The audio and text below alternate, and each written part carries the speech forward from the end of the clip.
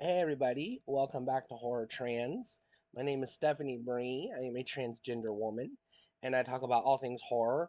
And today I'm reviewing Red Riding Hood. This is the Twilight for werewolves. Now, I haven't talked about the Twilight movies too much yet, but I'll just go ahead and tell you right now, I am a fan. So I went into this movie with high expectations, and I was satisfied. This movie was what I wanted. I recognize it's not going to be for everybody, but I liked it. I liked it a lot. Um, the movie basically is a modern retelling of the fairy tale that we're all familiar with, Little Red Riding Hood, with a sexy twist, obviously, because it's directed by the same woman who did Twilight. So it's very reminiscent of Twilight. It feels like it could fit in the Twilight universe very easily. And it's got some good actors in it. It's got a good story. I mean, you're familiar with the story already. It's elongated to include a love story, which is interesting. But at the end of the day, it's a werewolf movie, and it's a fine werewolf movie. As far as I'm concerned, it's not as good as Ginger Snaps, which is still my favorite werewolf movie. Um, but it's on par with the other lesser werewolf movies like American Werewolf in London and The Howling, etc. Not as good as Ginger Snaps, but nothing is. So what are you gonna do?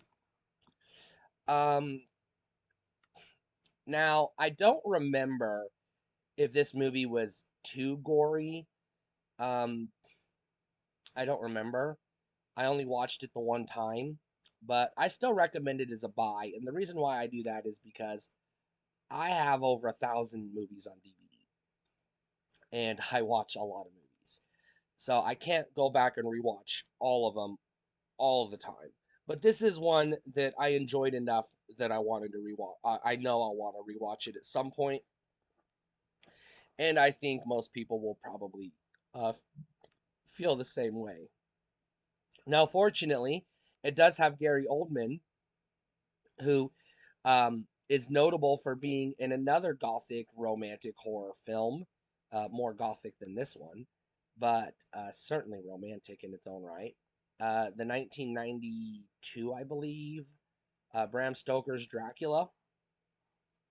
Um, so, this movie's got good pedigree, is all I'm saying. It's a fun movie. Now, I have to tell you right now, going into it, um, expect the love story to be the focus of the movie.